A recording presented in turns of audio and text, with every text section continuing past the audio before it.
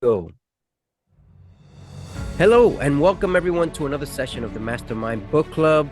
In tonight's session, Reggie, Hilliard, and myself, CEO David Diaz, will go over an empowering book. This book is called The Miracle Morning by Hal Elrod. I'd like to have Reggie Hilliard give his first impressions or second impressions on this book. Hello, everyone. Reggie Hilliard at the Mastermind Book Club. Hal Elrod's book, The Miracle Morning, is a pretty solid book. Basically, what he's proposing or what he's mentioning is or saying is that he says many of us, pretty high percentage, I don't want to get too much into that, live at a life below what we're capable of. And that's due to like lack of purpose, lack of just like willingness, just not having any structure in our lives. And so he says, like, what is his thing is that if you were just to create this routine in the morning that has some level of something to it, like some purpose to it, that it could actually metamorphosize or transform your life. And he uses an acronym to describe these practices that he says you can put into play, which has to do with, like, we'll just say a lifesavers, right? Your lifesaver. So basically, savers is the acronym, and S stands for silence. A stands for affirmations. V stands for visualization. E stands for exercise. R stands for reading, and S stands for scribing, which has to do with writing. So if you implement these particular items or practices in your life, they could actually, and you do this ideally in the morning, this could actually make a major impact on your life, because it's going to be the way in which you prime your day, and then it dictates how your day goes throughout. And if you do this over and over and over and it becomes a part of you, you can see your life change in very extraordinary ways. So that's what I'll start with. Thank you, Reggie. That's quite complete there. The Miracle Morning by Hal Elrod is a book that we have gone over in the past, I'm pretty certain. And it pretty much relates to anyone who has, number one, an inconvenience in waking up super early, because that could happen. But number two, it allows you to implement a specific method that most people are not utilizing on a regular basis. And it's very easy to implement. You don't have to be a rocket scientist. That's another plus here. And again, as Reggie says, there are 6 different specific call to action items that are called. And some of them is just setting an intention, putting your alarm clock so that you wake up a little bit earlier, and don't leave it next to your bed. Leave it across the room so you have to get out of bed. Brushing your teeth quickly, having some water, and then put your workout clothes or and so on, and meditate, exercise, visualize. That's what I like about this book, because it is something that we've gone over in the past, but sometimes you need that reminder.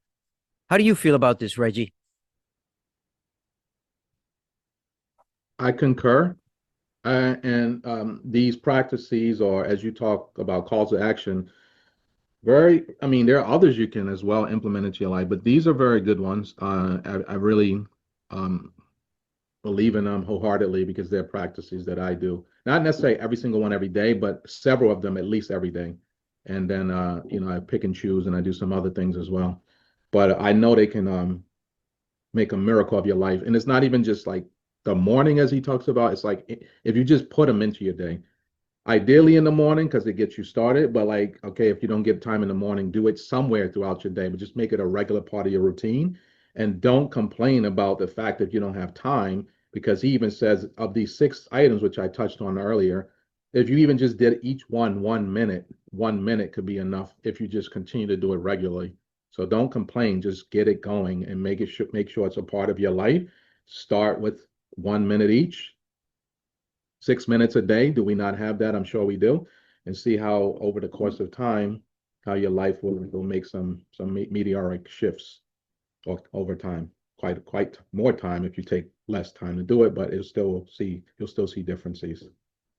Reggie, and the 6 the acronym that you mentioned, can we go one by one over them and see how you've applied them versus how I've applied them? The savers. What's the first one Sure. again? First one is silence. How have you applied it? Well, I sit in silence all the time. I can say I implement these particular items in my life, but I sit in silence. In fact, I even did a 10-day silent meditation, which was a few months ago, which was one of the most profound things I've ever done, not talking for 10 days at a Buddhist temple. So I am very much a proponent of being in silence. Again, I use it all the time. I just sit in my room or any part of my house for periods of time and just go silent. Did the 10 days, and I've seen major impact in my life. Thank you, Reggie. Silence for part of the acronym SAVERS. Silence. I have not done a 10-day meditation or even a 2-day meditation or even a 24 hours, but I have taken out chunks of time where I have just let silence take over. It's not easy at the beginning. Most people won't like it, especially if you're from a loud place like we are in this metropolis here in New York. It's very loud. And the reality is that silence will take some repetitive work in order to get it right. At the beginning, you're going to listen to everything. You might even interrupt yourself because your brain is constantly doing things to keep busy. Reg, what's number two? Second one is affirmations. Affirmations, so many of us, we have stories that play in our heads that says we're not enough, we're not capable, just all kind of things that we've been told over time. Not to say everyone's that, but that could be those things and many others. So affirmations are words that you can speak to yourself, whether you write them out or you say them aloud or you say them in your head, in your mind, whatever we want to say. You say them over and over and over and over and over enough, specifically with feeling. Eventually, you can get those affirmations to be believed by your being, by your subconscious, and then start living out what it is are the affirmations that you're speaking to yourself or that you're writing or saying to yourself. Very good, very good. Affirmations. One of the things that I liked in the book is when Hal Elrod mentions uh, our mighty boxer. You remember that? Mighty boxer. Yes. Hmm. You'd have to say a little more. I'm tempting to recall. Um, he, he is the champion of the world. Oh, Muhammad Ali says I was the Muhammad Iron Ali. Greatest. That's right. I, so what got my attention is Muhammad Ali had his own affirmation, or um, you would say his way of visualizing himself. And he visualized himself as a champion of the world in boxing. And lo and behold, he accomplished it, right? Or am I wrong? Yes, And, he did. you know, so if you see yourself as a champion, you've got to do some work, but it starts with visualization. Some people don't want to write it down. Some people don't want to go over it again and again and again, but you have to. It's part of the process. Part of the process. Muhammad Ali can attest to that, and so can others. Jim Carrey carried around a check with X amount of money on it, and he worked for it, doing trial and error, and until he got it.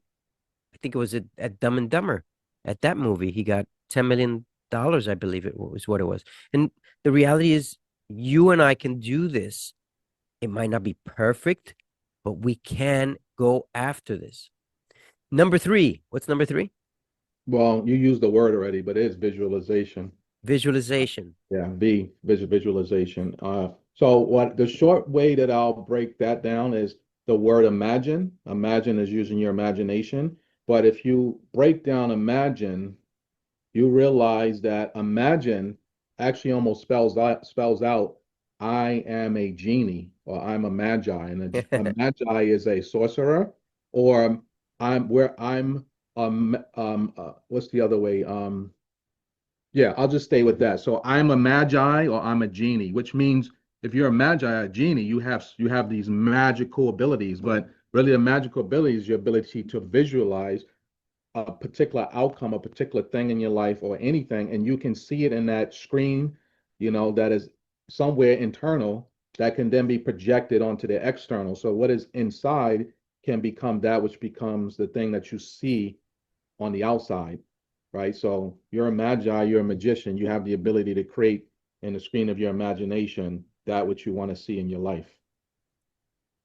Visualization, basically what Reggie said. I don't know how else to add something that would be supportive to that, except that you're not going to have a perfect visualization of what you want. But if you know the colors, if you know the time of season, if you make the more details you make on your visualization, the better it is.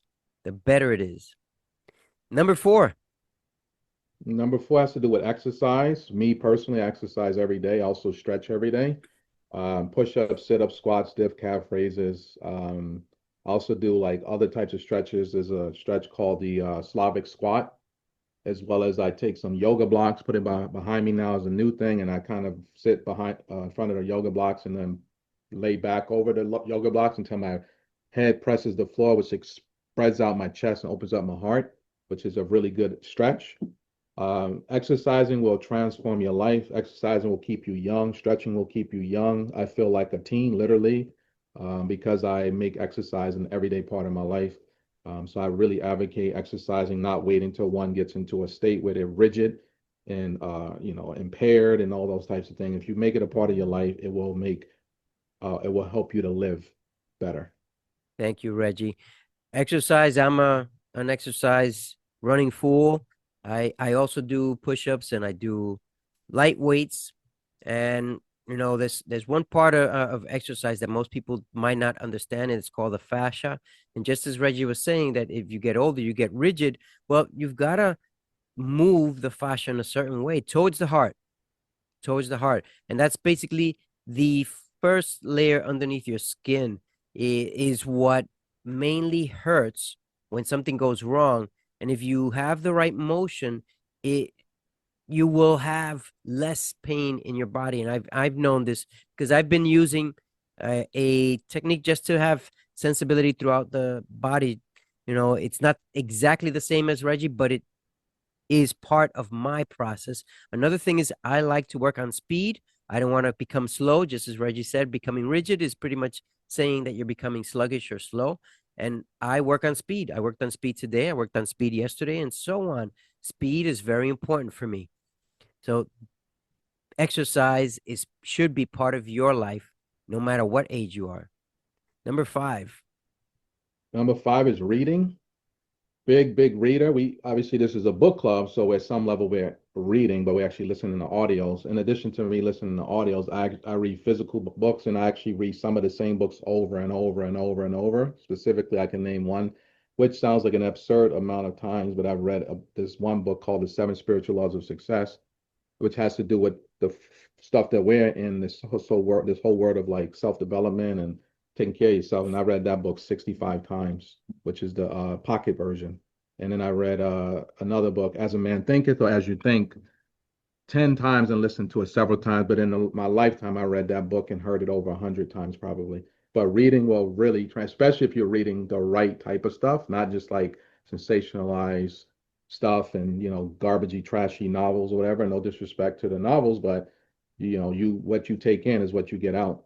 But if you read the kind of things that can empower you, you'll see that empowerment happen in your life in all ways. And even going back to the book where he touches on this sort of like measure of being a 10 in as many areas of your life as possible. That's what Hal Elrod talks about in this book. So just wanting to be like out of a scale 1 to 10, like be as close to a 10 in your, relationships, and 10 in your, physical fitness, 10 in how you eat, 10 in how you, live your life just across the board. So reading can help you to get a lot of those areas covered, especially if you're reading the right types of books and then implementing the knowledge that you take in. Thank you on that. And reading is very important. Again, as Reggie said, this is a book club. Although we mainly listen to audio books, the reality is reading is important. I read every day, but I read in reference to investing, in reference to news, and where to place if I need to an investment in the markets, because if I'm not becoming informed, then I don't know where to invest or how to take advantage of whatever situation we're in. So reading is very important. You don't have to read lots. The Hal Elrod says 8 to 10 pages a day is more than enough. Some people are slow readers, some are fast readers, so 8 to 10 might be not much for some, but for most people, it's a bit of work. And the last one, Reggie.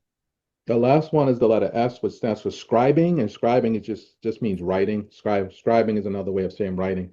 Obviously, to Dave and I, we are writers to the extent that we have a book, at least one book out, and so we offer those books to the world as something that you can take in and use in your life, and there's some good knowledge in there across the areas that we've covered. But in general, writing, we as well write other times and just putting like notes down, thoughts down, working towards other books, things like that, because writing, helps to get your ideas out on paper or out on screen if you're using a computer. And going back to the reading, the more reading you do, potentially better writing you can do, because you have more ideas from which to take from these different books that you read, and then be able to kind of use your imagination as well, and using that word, going back to visualization, bringing it all together to create some good stuff that you can present, at some point if you're going to create a book or what have you. Or just have your own thoughts for yourself that you can go back to and refer to. And, as you write, you can see how, like, over time, how things change and how you're transforming. Reggie Hilliard, you said a lot of very powerful things and very important in reference to reading. I just want to add a few that, I mean, we're not part of that shift, but it is happening. Many people are going into, instead of reading, they're going into audio, and audio is just as important. I mean, reading is more important if you're doing it for yourself or for your family, or to teach someone about whatever experiences you've gone through. And if you read more books, just as Reggie said, you have plenty to say from diverse uh, experiences, and that's very important. I do the same thing. I've been learning about health for the last 15 years, and I do a lot of one-on-ones in reference to mainly how to lose weight without having to exercise, without having to stop eating, because people think that when you want to lose weight you have to stop eating. Not necessarily. It all depends on your situation, because I don't recommend to anyone to stop eating. Most people need to eat more, but they just don't know where to start and what it is that they have to eat. So, I mean, the reality is I've learned this through reading and research, and it's very important. Whatever it is that you want to know about, just look it up. If you want to set up a website, if you want to create some source of income, you've got to sell something or you've got to work for someone. That's, I don't know if that's balanced, but that's nothing wrong with either one. It's whatever you choose, whatever makes you happy.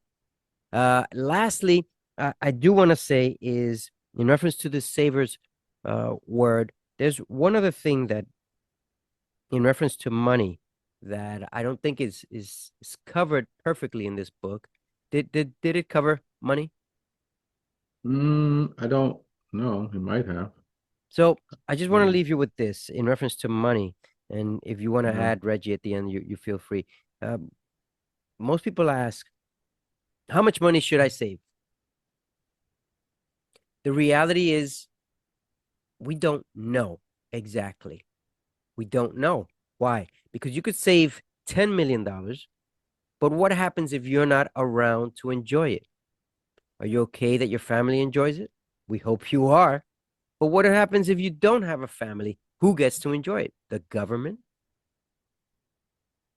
So, why am I saying this? Because there is no perfect scenario and in reference to money, and enjoying part of the process is probably more realistic. Most people who make it big is because they don't have any money to start out, and if they have little money, they have to borrow it from somewhere.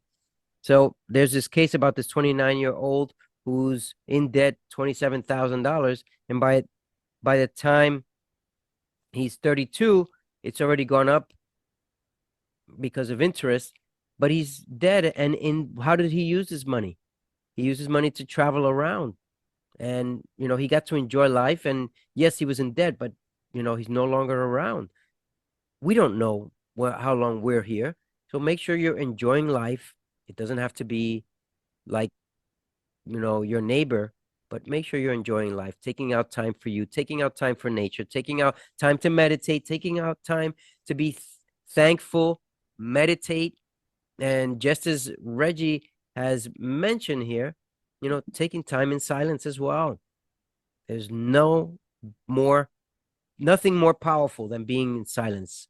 A lot of things come through when you're silent. And silence, as Hal Elrod says, could be through meditation, could be through religion, prayer, could be in silence, could be in sports. Let's say you're a runner or a bicyclist or a swimmer. That could be part of your meditation process. Everyone is different. There's no real way to encounter it. How long does it take to meditate? 1 minute is good enough to start. 5 minutes would be the next level, and so on. Enjoy. That's the big bottom liner here, the foundation. You have to enjoy part of life because life has so much to give to you. Reg, you want to say any last words?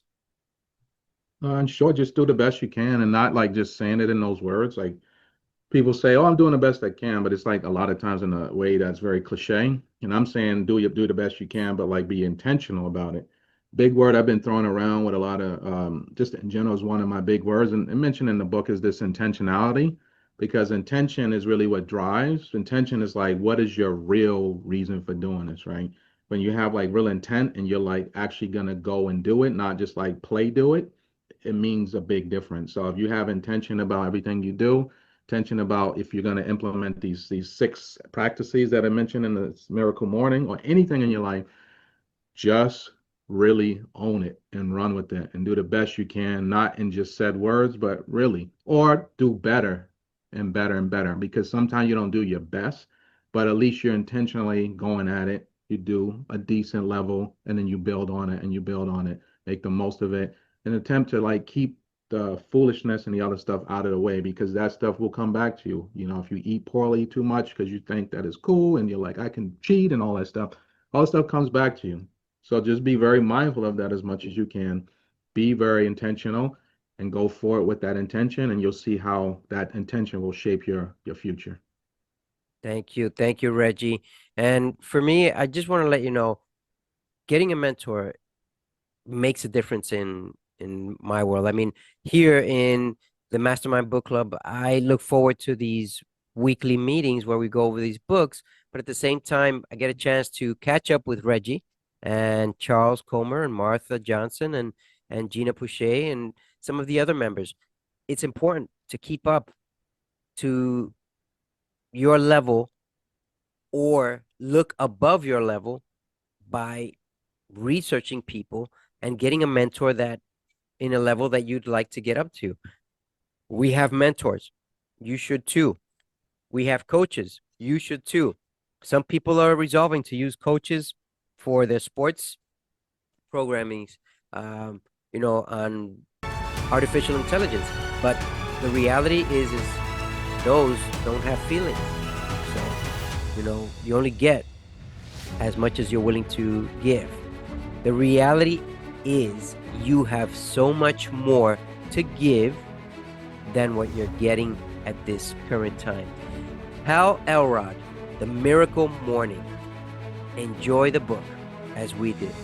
Until next week, where we'll review another empowering book. This is the Mastermind Book Club signing off. Reggie Hilliard and CEO David Diaz. Take care.